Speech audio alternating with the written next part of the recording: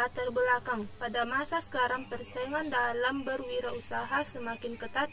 Banyak wirausahawan yang berlomba-lomba dalam membuat inovasi, bukan hanya soal produk kerajinan. Dalam persaingan produk, makanan atau kuliner, banyak disukai oleh para konsumen. Akibatnya, persaingan dalam dunia kuliner pun menjadi semakin ketat dan dibutuhkan inovasi lebih ketat. Dibutuhkan inovasi lebih untuk dapat menarik minat konsumen. Yang kedua, maka dari itu kami di sini mencoba berinovasi dengan ubi talas yang diubah menjadi keripik talas. Makanan keripik talas yang sudah terkenal di mana-mana kemudian disentuh dengan inovasi keripik talas dengan berbagai varian rasa yang dirasa sangat cocok dengan selera dan gaya anak muda. Para anak muda yang sangat menyukai dengan tantangan dan kehidupan yang penuh rasa merupakan landasan filosofis dari pendirian usaha keripik talas ini. Justifikasi pemilik objek usaha. Yang pertama yaitu proses pembuatan yang cukup mudah. Kedua, bahan baku yang terhitung mudah ditemukan di berbagai daerah. Dan yang ketiga, dan sekaligus meminimalisir terhadap kreasi makanan keripik talas. Tujuan usaha untuk memenuhi kebutuhan ekonomi. Kedua, untuk menambah daya tambang dengan kerja sehingga dapat mengurangi angka pengangguran.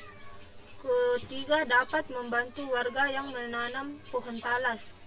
Keempat, memasarkan produk hasil olahan kepada masyarakat sekitar. Kelima, memperkenalkan hasil olahan sendiri agar masyarakat mengetahui bahwa keripik talas ini mempunyai cita rasa yang tinggi. Jenis dan nama produk. Karakteristik produk. Yang pertama, jenis produk makanan ringan dari ubi talas. Kedua, nama produk keripik talas milenial. Karakteristik bahan baku yang ditemukan. Keunggulan produk. Yang pertama, rasa yang sangat unik dan baru di kalangan masyarakat. Kedua, kemasan yang ramah di lingkungan. Ketiga, kualitas dari talas. Keempat, harga terjangkau. Saya Muslina dengan NIM 200441158. Saya sebagai pemateri kedua. Potensi atau segmentasi pasar. Yang pertama, harga terjangkau. Yang kedua, usaha makan yang benar-benar tidak mengandung bahan pewarna. Pesaing dan peluang usaha. Pesaing usaha, cara efektif agar mampu melakukannya yaitu mengetahui lebih dalam tentang pelanggan. Yang kedua, terus melakukan inovasi. Ketiga, menargetkan pasar baru. Empat, tetap berkomitmen bersama dengan para pelanggan selama-lamanya. 5. Menarik perhatian calon pelanggan potensial lewat website. Yang kedua, peluang usaha.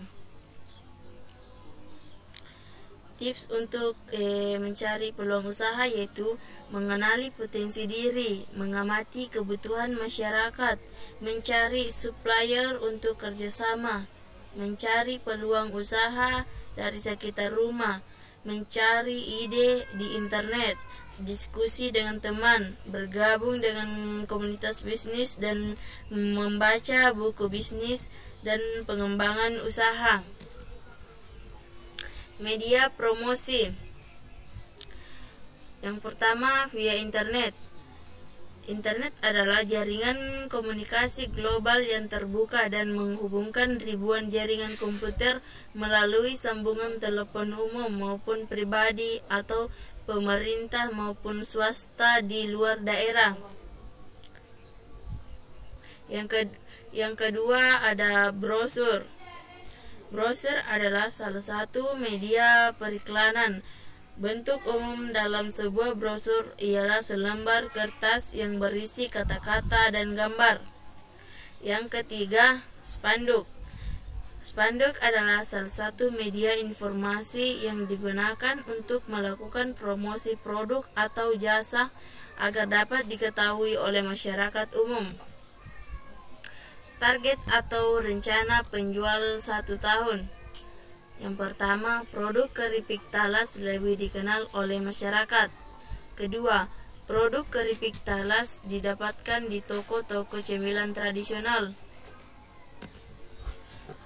Yang ketiga, mempunyai varian rasa. Saya atas nama Mini NIM 2441173. Di sini saya sebagai pemateri terakhir. Strategi pemasaran yang akan diterapkan. 1. Perkembangan produk. 2. Perkembangan wilayah pemasaran. 3. Kegiatan promosi. 4. Strategi penetapan harga. Rencana perkembangan usaha. 1. Aspek penjualan. Aspek penjualan memperhatikan bagaimana cara barang tersebut mayoritas umum asal juga untuk cenderung konsumen dan juga proses penjualan. 2. Aspek manajemen. Aspek manajemen memperhatikan proses manajerial dalam bisnis pembuatan produk, perencanaan pemasaran hingga perencanaan distribusi produk. 3. Aspek strategi. Aspek strategi mencukupi bagaimana cara memperkembangkan bisnis dengan meningkatkan kualitas produk, pembuatan produk baru atau bekerja sama dengan pihak lain. Sukses itu bukanlah soal umur atau pintar secara akademis, karena sukses data dari bekerja keras, jaringan, pertemanan, motivasi yang kuat dan sikap yang baik. Itulah hasil presentasi kelompok kami. Kurang lebihnya mohon dimaafkan. Wassalamualaikum warahmatullahi wabarakatuh.